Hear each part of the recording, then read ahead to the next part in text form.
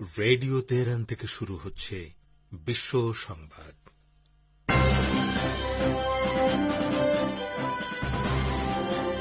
আবারও ইয়েমেনে সৌদি বনাম আমিরাত তীব্র যুদ্ধ চলছে। ইয়েমেনে দীর্ঘদিনের গৃহযুদ্ধ নতুন মোড় নিচ্ছে বলে ইঙ্গিত মিলেছে। আঞ্চলিক ও স্থানীয় বিভিন্ন সূত্রের বরাতে জানা যাচ্ছে, আবারও দেশটির দক্ষিণ ও পূর্বাঞ্চলে সৌদি আরব ও সংযুক্ত আরব আমিরাত সমর্থিত বাহিনীগুলোর মধ্যে তীব্র সামরিক সংঘর্ষ শুরু হয়েছে। যদিও রিয়াদ ও আবুধাবি এখনো আনুষ্ঠানিকভাবে এ ধরনের সরাসরি যুদ্ধের কথা স্বীকার করেনি। মাঠ পর্যায়ের পরিস্থিতি দ্রুত অবনতির ইঙ্গিত দিচ্ছে। সংঘর্ষের কেন্দ্রবিন্দু হিসেবে উঠে আসছে কৌশলগতভাবে গুরুত্বপূর্ণ অঞ্চল, বিশেষ করে তেল ও বন্দর নির্ভর এলাকাগুলো। ইয়েমেনি সূত্রগুলোর দাবি, দক্ষিণ ট্রানজিশনাল কাউন্সিল এসটিসি সমর্থিত আমিরাত ঘনিষ্ঠ বাহিনীর সঙ্গে সৌদি সমর্থিত সরকারি ইউনিটগুলোর মধ্যে ভারী অস্ত্রের মাধ্যমে হামলা করতে দেখা গেছে। এর আগে আমিরাতপন্থীদের উপর ব্যাপক বিমান চালায়। এতে বেসামরিক জনগণের মধ্যে নতুন করে আতঙ্ক ছড়িয়ে পড়েছে।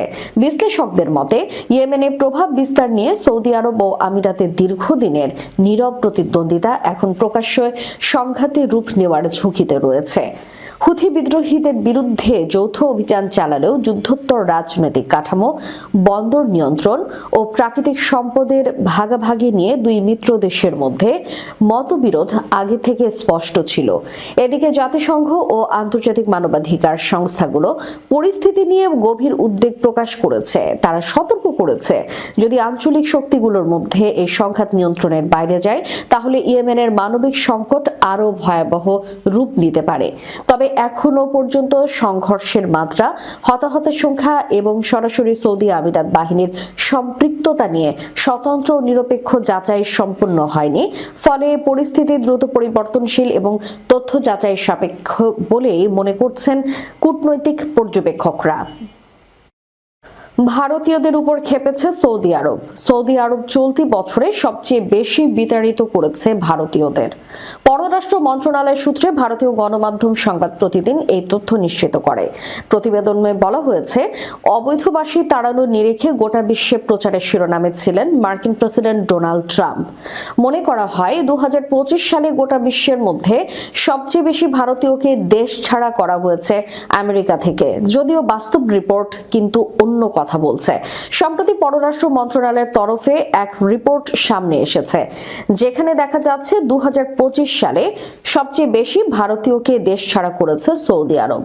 সরকারি রিপোর্ট অনুযায়ী চলতি বছরে সৌদি আরব প্রায় 11,000 ভারতীয়কে দেশ ছাড়া করেছে, যা বিশ্বের অন্য যে কোনো দেশের থেকে বেশি।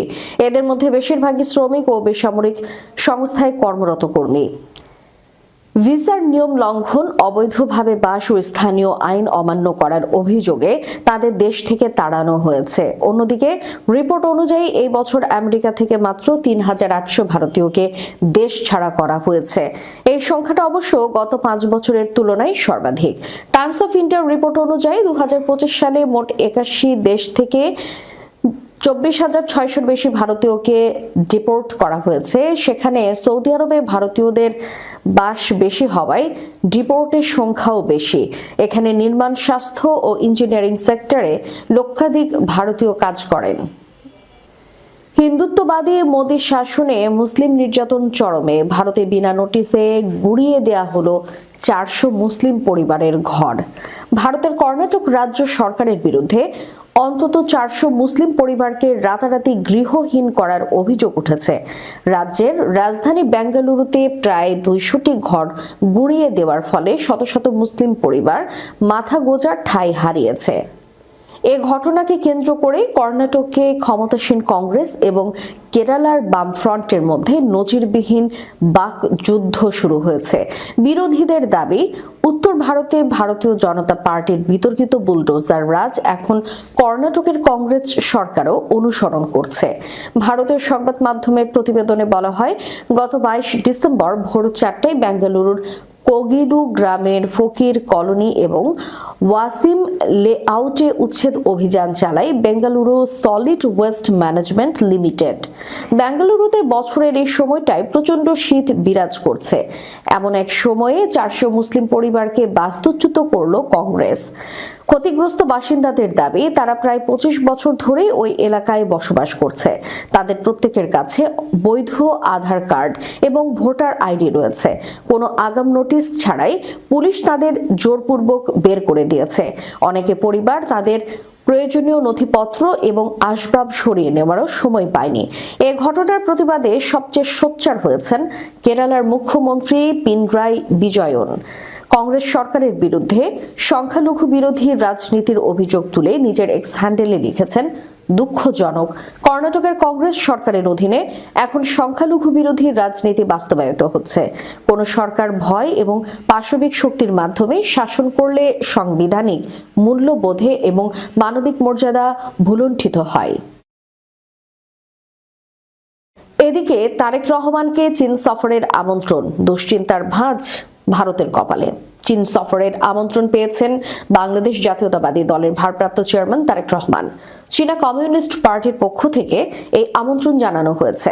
সূত্র জানায়, গত 22 জুন সিসিপির আমন্ত্রণে চীন সফর করে বিএনপি মহাসচিব মির্জা ফখরুল ইসলাম আলমগীরের নেতৃত্বে উচ্চ পর্যায়ের প্রতিনিধি দল। প্রতিনিধি দলটি বেইজিং গ্রেট হলে সিপিসির নেতৃবৃন্দের সঙ্গে আনুষ্ঠানিক বৈঠক করেন। এ সময় চীনের পররাষ্ট্র বিষয়ক উপমন্ত্রী সান ওয়াইট, সিসিপির আন্তর্জাতিক বিভাগের মন্ত্রী লিউ জিয়ানচাও এবং ন্যাশনাল পিপলস কংগ্রেসের স্ট্যান্ডিং কমিটির ভাইস চেয়ারম্যান লি হংজং এর সঙ্গে বৈঠক হয় বিএনপির মহাসচিবের। সংশ্লিষ্টরা মনে করছেন, বিএনপির সঙ্গে রাজনৈতিক যোগাযোগ বাড়াতে গুরুত্ব দিচ্ছে চীন। তারেক রহমানের সফর ভবিষ্যৎ কূটনীতি, অর্থনীতি ও ভূ রাজনীতিতে ভূমিকা রাখবে। পররাষ্ট্র মন্ত্রণালয়ের ঊর্ধ্বতন এক কর্মকর্তার নাম না প্রকাশের শর্তে বলেন, চীন দেশের অন্যান্য রাজনৈতিক দলগুলোর সঙ্গেও যোগাযোগ রাখছে। মিয়ানমারের ক্ষেত্রেও তাই ঘটেছে, যাতে যে দলই ক্ষমতায় আসুক না কেন তাদের স্বার্থ যাতে অক্ষুণ্ণ থাকে।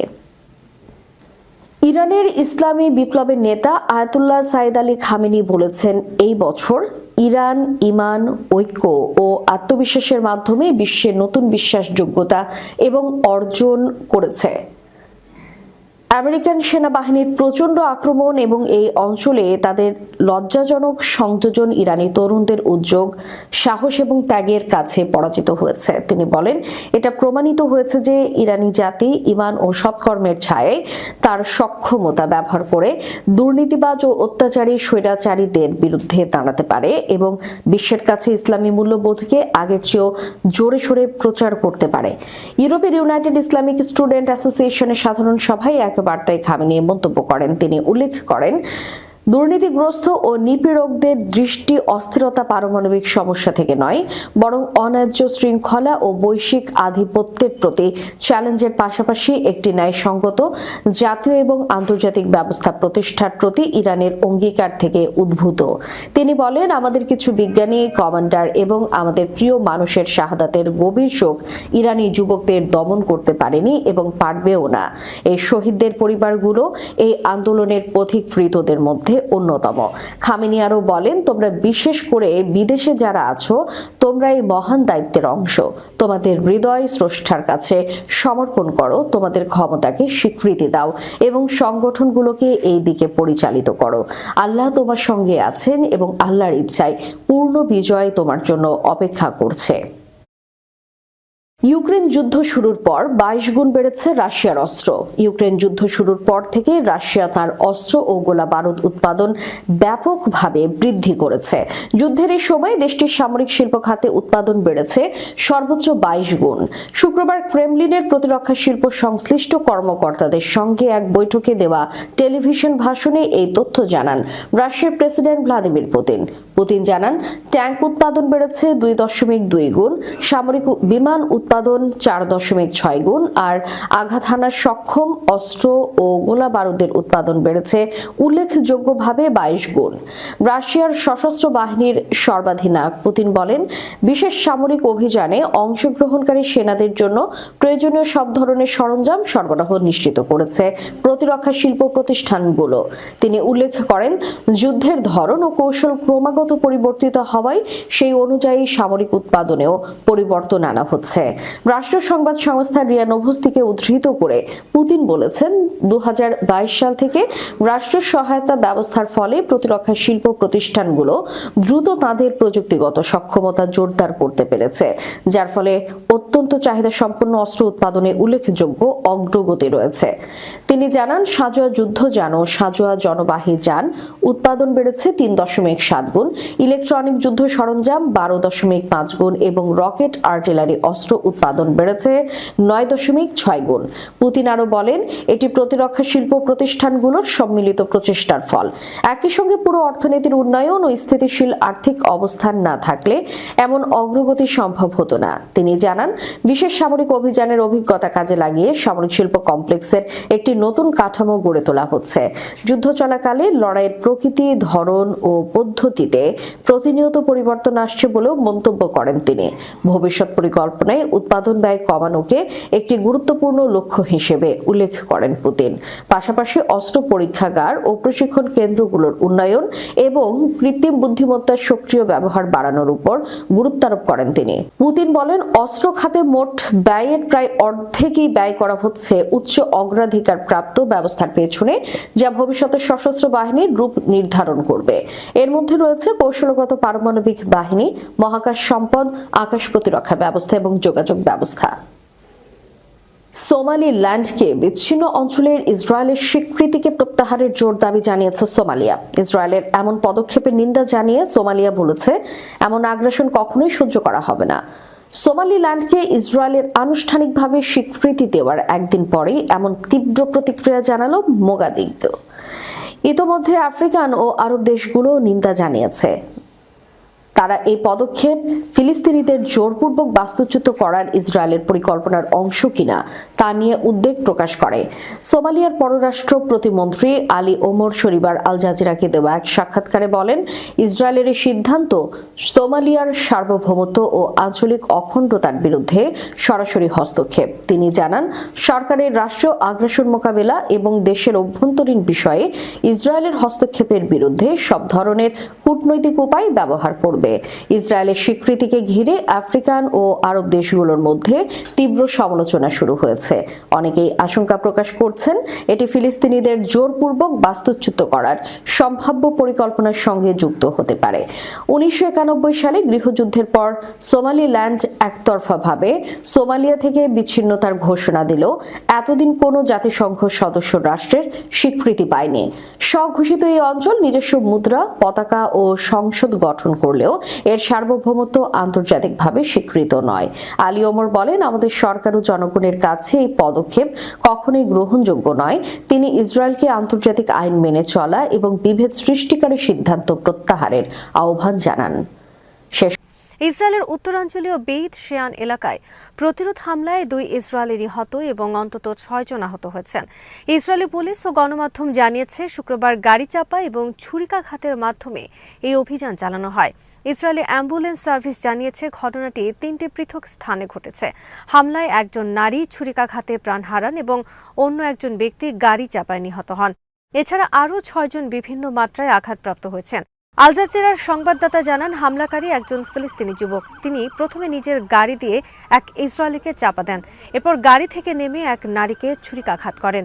পরে ইসরায়েলি পুলিশ তাকে লক্ষ্য করে গুলি চালায় এবং আহত অবস্থায় হেফাজতে নেয়। ইসরায়েলি পুলিশের তথ্যমতে সন্দেহভাজন যুবক অধিকৃত পশ্চিম তীরের বাসিন্দা। গ্রেফতারের সময় তিনি গুলিবিদ্ধ হন। ইসরায়েলি চ্যানেল 12 জানিয়েছে, তাকে মাঝারি আহত অবস্থায় হাসপাতালে স্থানান্তর করা হয়েছে। ইসরায়েলি আর্মি রেডিওর রিপোর্ট অনুযায়ী হামলাকারীর নাম আহমেদ আবু আল রুব। তিনি জেনিনের নিকটবর্তী কাবাতিয়া শহরের বাসিন্দা। দেশটির অভ্যন্তরীণ নিরাপত্তা সংস্থার বরাত দিয়ে জানানো হয়েছে, তিনি ফিলিস্তিনের ইসলামিক জিহাদ আন্দোলনের সঙ্গে যুক্ত। নিরাপত্তা কর্মকর্তাদের দাবি, ওই যুবক ঘটনার কয়েকদিন আগে ইসরায়েলে প্রবেশ করে সুযোগের অপেক্ষায় ছিলেন। এই ঘটনা এমন এক সময় ঘটল যখন অধিকৃত পশ্চিম তীরে সহিংসতার চরম আকার ধারণ করেছে। গত কয়েক মাস ধরে সেখানে ইসরায়েলি সামরিক অভিযান এবং বসতি স্থাপনকারীদের হামলা আশঙ্কাজনকভাবে বেড়েছে। মানবাধিকার সংগঠনগুলো জানিয়েছে, ফিলিস্তিনি শহর ও শরণার্থী শিবিরগুলোতে ইসরায়েলি বাহিনীর প্রায় প্রতিদিনের অভিযানে সাধারণ মানুষ গুলিবিদ্ধ, আহত ও আটক হচ্ছেন। ইরান ও ইসরায়েলের মধ্যে নতুন কোনো সামরিক সংঘাত শুরু হলে তা ইসরায়েলের অভ্যন্তরীণ নিরাপত্তার জন্য চরম বিপজ্জনক এবং নজিরবিহীন পরিণতি ডেকে আনতে পারে বলে সতর্ক করেছেন প্রখ্যাত ইসরায়েলি সামরিক কৌশলবিদ ও সাবেক জেনারেল আইজ্যাক ব্রিক। হারেটসের এক প্রতিবেদনে আইজ্যাক ব্রিকের এই আশঙ্কার কথা উঠে এসেছে। তিনি মনে করেন, ইরানের ক্রমবর্ধমান ক্ষেপণাস্ত্র সক্ষমতা এবং ইসরায়েলের প্রতিরক্ষা ব্যবস্থার সীমাবদ্ধতা তেল আবিবকে এক ভয়াবহ ঝুঁকির মুখে ঠেলে দিয়েছে। আইজ্যাক ব্রিক জোর দিয়ে বলেছেন, ইরানের ভেতরে সরাসরি হামলা চালিয়ে ইসরায়েল একটি বড় ধরনের ঝুঁকি গ্রহণ করেছে। তিনি উল্লেখ করেন, ইরান এরই মধ্যে ইসরায়েলের সামরিক ঘাঁটি ও কৌশলগত লক্ষ্যবস্তুগুলোতে শত শত ব্যালিস্টিক ক্ষেপণাস্ত্র নিক্ষেপ করে তাদের সক্ষমতা জানান দিয়েছে।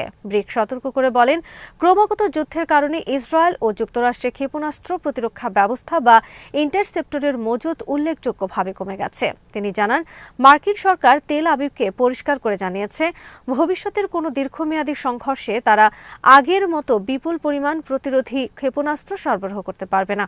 এটি ইসরায়েলের অভ্যন্তরীণ নিরাপত্তা ব্যবস্থার ভঙ্গুরতাকে আরও স্পষ্ট করে তুলেছে। সাবেক এই জেনারেলের মতে, ইসরায়েলের পক্ষ থেকে নতুন কোনো হামলার চেষ্টা করা হলে ইরান এবার আর শুধু সামরিক স্থাপনায় সীমাবদ্ধ থাকবে না। পাল্টা জবাবে ইরান এবার সরাসরি জনবসতিপূর্ণ এলাকা, বিশেষ করে পুরো তেল আবিব মহানগর এবং তার আশেপাশের অঞ্চলকে লক্ষ্যবস্তুতে পরিণত করবে।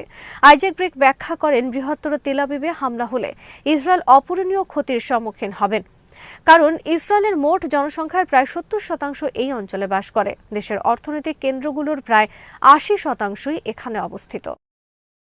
ইয়েমেনের আনসারুল্লাহ আন্দোলনের নেতা আব্দুল মালিক আল হুথি এক টেলিভিশন ভাষণে হুঁশিয়ারি দিয়েছেন, ইসরায়েলি এবং তাদের সহযোগী যুক্তরাষ্ট্র মধ্যপ্রাচ্যে নতুন করে সংঘাত ও উত্তেজনা বাড়ানোর প্রস্তুতি নিচ্ছে। শুক্রবারের এই ভাষণে তিনি মুসলিম উম্মাহকে সতর্ক ও সজাগ থাকার আহ্বান জানান। আল হুথি বলেন, ইসরায়েলিদের সঙ্গে আসন্ন সংঘাত নিশ্চিত, এই বিষয়ে কোনো সন্দেহ নেই। জাতিকে অবশ্যই সর্বোচ্চ সতর্ক অবস্থায় থাকতে হবে। তিনি বলেন, শত্রুরা মুসলিম দেশগুলোর মধ্যে গড়ে ওঠা প্রতিরোধের শক্তিকে ভয় পায় এবং তা নির্মূল করার চেষ্টা করছে। অবশ্যম্ভাবী যুদ্ধের জন্য নিজেদের প্রস্তুতি এবং অস্ত্র ত্যাগের আহ্বান উড়িয়ে দিয়ে আল হুথি বলেন, নিরস্ত্রীকরণের আলাপ মূলত মুসলিমদের শক্তি কেড়ে নেওয়ার ষড়যন্ত্র, যাতে তারা ইসরায়েলি ও মার্কিন অত্যাচার এবং আগ্রাসনের মোকাবেলা করতে না পারে। ভেনিজুয়েলা প্রসঙ্গে যুক্তরাষ্ট্র ও পশ্চিমের সমালোচনা করে তিনি বলেন, আমেরিকা বর্তমানে ভেনিজুয়েলার উৎপাদিত তেলের 1/3 লুট করছে এবং দেশটির বিশাল তেল খনির ওপর পূর্ণ নিয়ন্ত্রণ নিতে চাইছে। মাদক বিরোধী লড়াইয়ের নামে আমেরিকা আসলে ভেনিজুয়েলার উপর আধিপত্য বিস্তারের অজুহাত খুঁজছে। এটি স্পষ্ট জলদস্যুতা এবং অন্যের সম্পদ লুণ্ঠনের নির্লজ্জ প্রচেষ্টা। গাজা যুদ্ধবিরতির দ্বিতীয় ধাপে যেতে ইসরায়েলের প্রধানমন্ত্রী বেঞ্জামিন নেতানিয়াহুর সঙ্গে মার্কিন প্রেসিডেন্ট ডোনাল্ড ট্রাম্পের শীর্ষ কর্মকর্তাদের মধ্যে টানাপোড়েন বাড়ছে। গাজার শান্তি প্রক্রিয়াকে দুর্বল করার জন্য নেতানিয়াহুর ভূমিকায় যুক্তরাষ্ট্রের কর্মকর্তারা ক্রমশ হতাশ হয়ে পড়ছেন বলে খবর প্রকাশ করেছে মার্কিন সংবাদ মাধ্যম এক্সিওস। প্রতিবেদনে বলা হয়, মার্কিন ভাইস প্রেসিডেন্ট জেডি ভান্স, পররাষ্ট্রমন্ত্রী মার্কো রুবিও, ট্রাম্পের জামাতা জারেড কুশনার, ট্রাম্পের বিশেষ দূত স্টিভ উইটকফ এবং হোয়াইট হাউসের চিফ অব স্টাফ সুসি ওয়াইলস সহ প্রেসিডেন্টের ঘনিষ্ঠ কর্মকর্তারা মনে করছেন, নেতানিয়াহু চুক্তি বাস্তবায়নে ইচ্ছাকৃতভাবে বিলম্ব করছেন এবং গাজায় যুদ্ধবিরতি ভেঙে দিতে সক্রিয় পদক্ষেপ নিচ্ছেন। হোয়াইট হাউসের এক কর্মকর্তা এক্সিওসকে ইঙ্গিত দিয়েছেন, নেতানিয়াহু কার্যত ট্রাম্পের মূল টিমের সমর্থন হারিয়েছেন। যদিও প্রেসিডেন্ট ট্রাম্প ব্যক্তিগতভাবে এখনও তাকে পছন্দ করেন, তবে তিনি চান গাজা চুক্তির অগ্রগতি আরও দ্রুত হোক। ওই কর্মকর্তা বলেন, JD Vance, Marco Rubio, Jared Kushner, Steve Witkoff, sushi সবাই নেতানিয়াহুর সমর্থন হারিয়েছেন।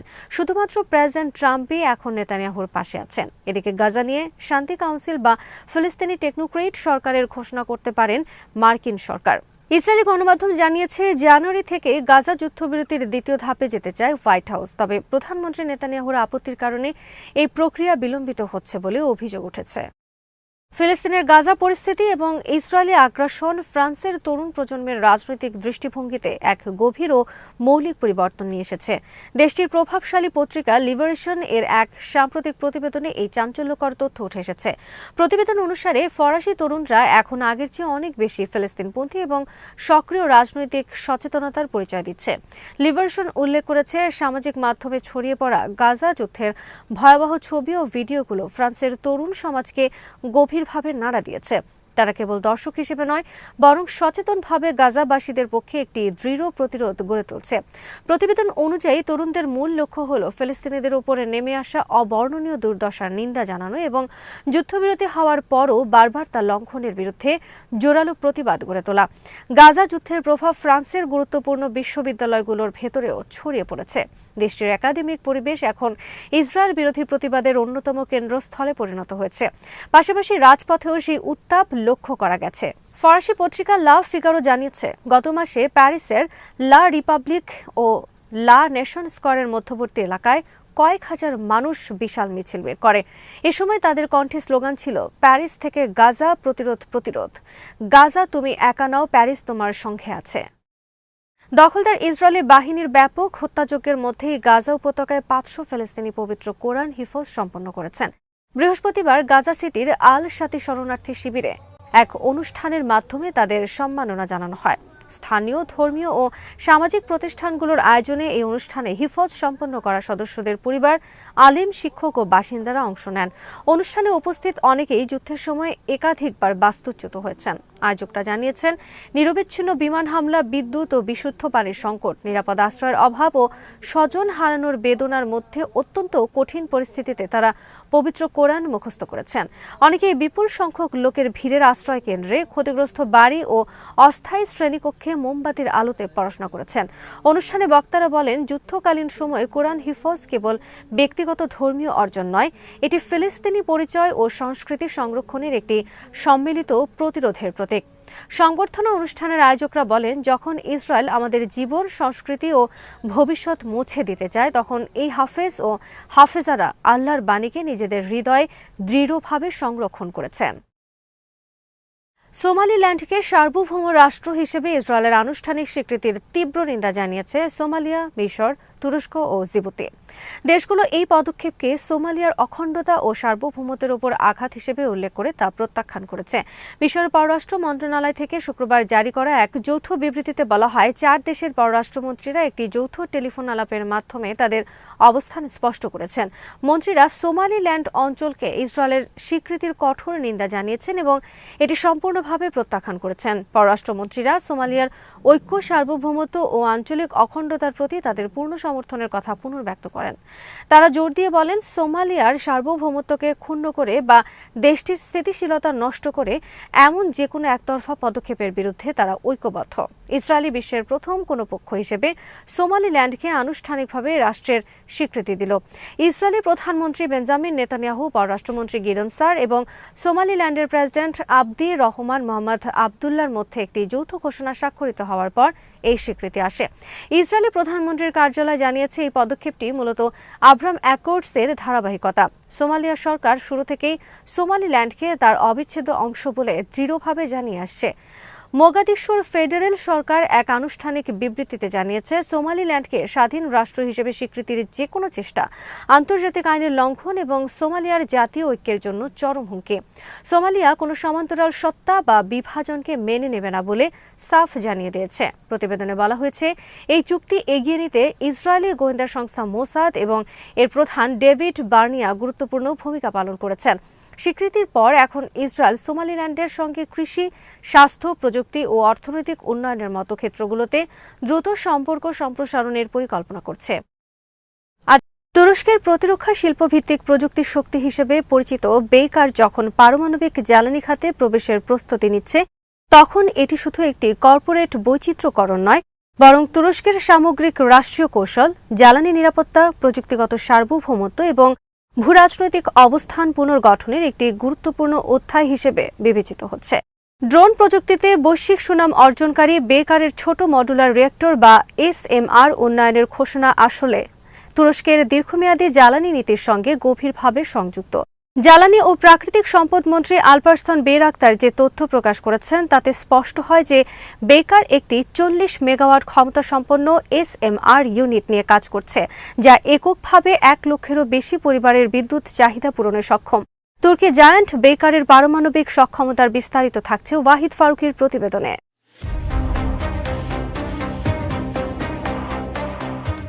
এই সংখ্যা কেবল প্রতীকী নয়, বরং এটি দেখায় যে তুরস্ক ক্ষুদ্র কিন্তু কৌশলগতভাবে নমনীয় পারমাণবিক সমাধানের দিকে এগুচ্ছে, যেখানে বড় পরিসরের পারমাণবিক বিদ্যুৎ কেন্দ্রের পাশাপাশি বিকেন্দ্রীভূত শক্তি উৎপাদনের মডেলকে গুরুত্ব দেওয়া হচ্ছে। তুরস্ক 2035 সালের মধ্যে 7.2 গিগাওয়াট এবং 2050 সালের মধ্যে 20 গিগাওয়াট পারমাণবিক বিদ্যুৎ উৎপাদনের লক্ষ্য নির্ধারণ করেছে, যা দেশটির বিদ্যুৎ ব্যবস্থায় একটি মৌলিক রূপান্তরের ইঙ্গিত দেয়।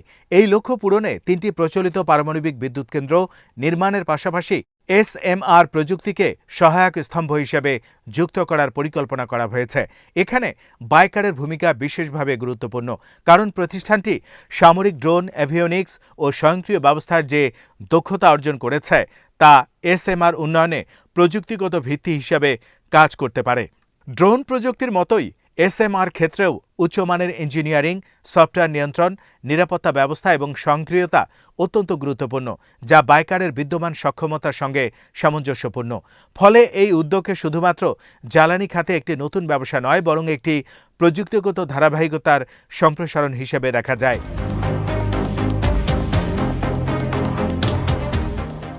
তুরস্কের প্রথম পারমাণবিক বিদ্যুৎ কেন্দ্র আক্কু, যা রাশিয়ার রাষ্ট্রীয় কর্পোরেশন রোসাটম নির্মাণ করছে, সেটি 4.8 গিগাওয়াট ক্ষমতা সম্পন্ন 4 রিঅ্যাক্টর বিশিষ্ট প্রকল্প। প্রায় $20 বিলিয়ন এই প্রকল্প পুরোপুরি চালু হলে তুরস্কের মোট বিদ্যুতের প্রায় 10% উৎপাদন করবে বলে ধারণা করা হচ্ছে। আক্কুর প্রথম রিঅ্যাক্টর আগামী বছর অনলাইনে আসার কথা রয়েছে। তবে আক্কু প্রকল্পের একটি গুরুত্বপূর্ণ দিক হল এর মালিকানা ও প্রযুক্তিগত নিয়ন্ত্রণে রাশিয়ার বড় ভূমিকা, যা তুরস্ককে ভবিষ্যতে জ্বালানি নিরাপত্তা ও কৌশলগত স্বাধীনতা প্রশ্নে বিকল্প ভাবনায় উদ্বুদ্ধ করেছে। এই প্রেক্ষাপটেই SMR প্রযুক্তি তুরস্কের জন্য একটি আকর্ষণীয় বিকল্প, কারণ এতে দেশি উৎপাদন, স্থানীয় সরবরাহ শৃঙ্খল এবং প্রযুক্তি স্থানান্তরের সুযোগ তুলনামূলকভাবে বেশি। বাইকারের SMR প্রকল্পকে তাই তুরস্কের পারমাণবিক খাতে লোকালাইজেশন বা দেশীয়করণের একটি সূচনা হিসেবে ধরা যায়। সরকার আশা করছে SMR খাতে স্থানীয় উৎপাদন শুধু কর্মসংস্থান সৃষ্টি করবে না, বরং তুরস্ককে ভবিষ্যতে SMR উৎপাদন ও প্রযুক্তির রপ্তানিকারক দেশ হিসেবেও প্রতিষ্ঠিত করতে পারে।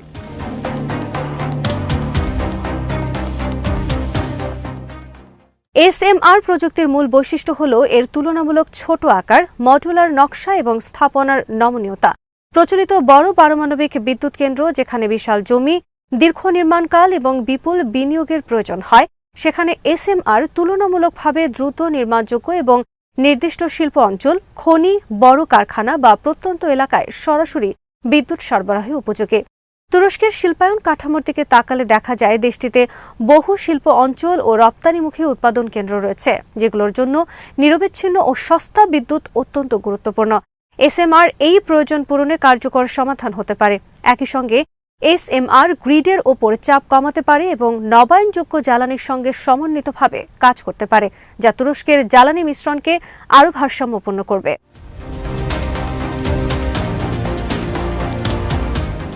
তুরস্ক সরকার যে নতুন আইনগত কাঠামো প্রণয়ন করতে যাচ্ছে তা SMR খাতের জন্য একটি গুরুত্বপূর্ণ মাইলফলক।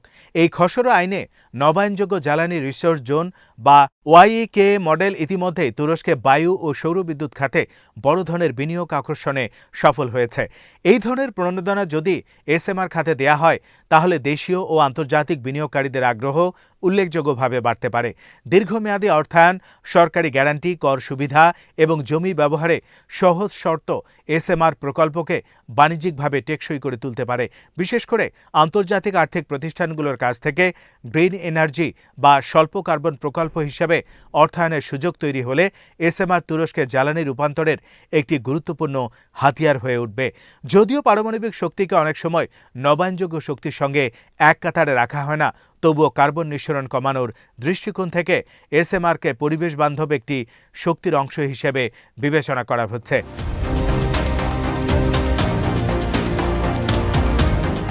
বাইকারের SMR উদ্যোগকে আন্তর্জাতিক প্রেক্ষাপটে দেখলে বিষয়টি আরও তাৎপর্যপূর্ণ হয়ে ওঠে। বিশ্বজুড়ে SMR বিনিয়োগ দ্রুত বাড়ছে। যুক্তরাষ্ট্র 2030 সালের মধ্যে 10টির বেশি SMR রিঅ্যাক্টর চালু করার পরিকল্পনা করছে। কানাডা 2035 সালের জন্য 300 মেগাওয়াট ক্ষমতা সম্পন্ন একটি SMR প্রকল্প প্রস্তুত করছে। দক্ষিণ কোরিয়া তাদের নিজস্ব স্মার্ট ডিজাইন রপ্তানি প্রযুক্তি হিসেবে উন্নয়ন করছে এবং ফ্রান্সও এসএমআর গবেষণায় অগ্রসর হচ্ছে। এই বৈশ্বিক প্রবণতা দেখায় যে ভবিষ্যতে পারমাণবিক শক্তি ব্যবস্থায় এসএমআর একটি গুরুত্বপূর্ণ স্থান দখল করতে যাচ্ছে। তুরস্ক যদি এই দৌড়ে পিছিয়ে না থেকে নিজস্ব প্রযুক্তি ও শিল্প সক্ষমতা গড়ে তুলতে পারে, তাহলে দেশটি শুধু অভ্যন্তরীণ চাহিদা পূরণ নয়, বরং আঞ্চলিক ও বৈশ্বিক বাজারেও একটি অবস্থান তৈরি করতে পারবে। বাইকারের মতো একটি বেসরকারি প্রতিষ্ঠানের এই খাতে প্রবেশ তুরস্কের পারমাণবিক শিল্পকে আরও গতিশীল এবং প্রতিযোগিতামূলক করে তুলতে পারে।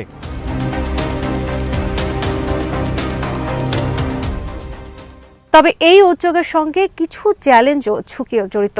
পারমাণবিক প্রযুক্তি অত্যন্ত সংবেদনশীল এবং কঠোর নিরাপত্তা মানদণ্ডের সঙ্গে যুক্ত। এসএমআর তুলনামূলকভাবে নিরাপদ হিসেবে বিবেচিত হলেও তবু এর নকশা, নির্মাণ, পরিচালনা এবং বর্জ্য ব্যবস্থাপনায় সর্বোচ্চ মান বজায় রাখা প্রয়োজন। তুরস্ককে এই ক্ষেত্রে আন্তর্জাতিক মানদণ্ড অনুসরণ করতে হবে এবং স্বচ্ছ নিয়ন্ত্রক কাঠামো গড়ে তুলতে হবে, যাতে জনমনে আস্থা তৈরি হয়। পারমাণবিক বর্জ্য ব্যবস্থাপনা, দুর্ঘটনা মোকাবেলার সক্ষমতা এবং দীর্ঘমেয়াদী পরিবেশগত প্রভাব নিয়ে প্রশ্নগুলো সমান গুরুত্বের সঙ্গে বিবেচনা করতে হবে। বেকারের মতো একটি প্রতিরক্ষা প্রযুক্তি কোম্পানির জন্য এটি একটি নতুন ক্ষেত্র, যেখানে বেসামরিক নিরাপত্তা ও পরিবেশগত দায়বদ্ধতা বিশেষভাবে গুরুত্বপূর্ণ।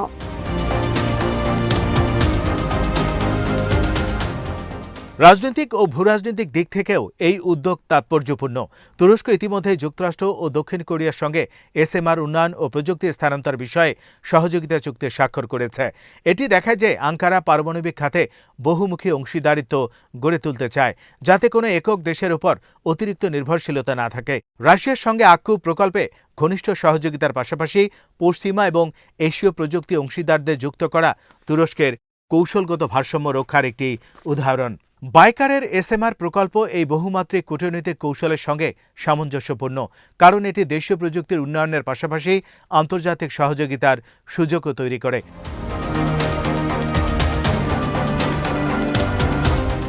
অর্থনৈতিক দৃষ্টিকোণ থেকে এসএমআর খাতে বিনিয়োগ তুরস্কের শিল্প কাঠামোকে আরও বৈচিত্র্যময় করতে পারে। স্থানীয় সরবরাহ শৃঙ্খল গড়ে উঠলে ইস্পাত, যন্ত্রাংশ, ইলেকট্রনিক্স, সফটওয়্যার এবং নির্মাণ খাতে নতুন সুযোগ সৃষ্টি হবে। উচ্চ দক্ষতা সম্পন্ন প্রকৌশলী ও বিজ্ঞানীদের জন্য কর্মসংস্থান বাড়বে, যা মেধা পাচার রোধে সহায়ক হতে পারে। একই সঙ্গে গবেষণা ও উন্নয়নে বিনিয়োগ বাড়লে বিশ্ববিদ্যালয় ও শিল্পের মধ্যে সহযোগিতা জোরদার হবে। বাইকার ইতিমধ্যে তুরস্কে একটি উদ্ভাবনী সংস্কৃতি গড়ে তুলতে ভূমিকা রেখেছে, যা এসএমআর খাতেও প্রভাব ফেলতে পারে।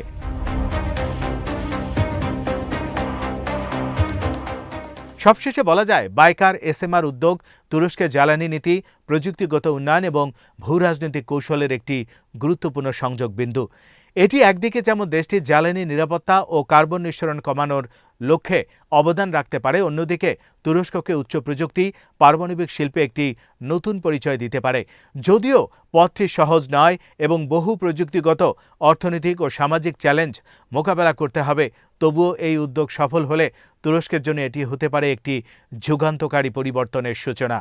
বাইকারের ড্রোন থেকে পারমাণবিক শক্তির দিকে যাত্রা আসলে আধুনিক তুরস্কের সেই উচ্চাকাঙ্ক্ষার প্রতিফলন, যেখানে দেশটি শুধু প্রযুক্তির ব্যবহারকারী নয়, বরং প্রযুক্তির নির্মাতা এবং রপ্তানিকারক হিসেবে নিজেকে প্রতিষ্ঠিত করতে চায়। শ্রোতা বন্ধুরা, বিশ্ব সংবাদে এই ছিল আমাদের সর্বশেষ আয়োজন। সঙ্গে থাকার জন্য আপনাদের সবাইকে অসংখ্য ধন্যবাদ।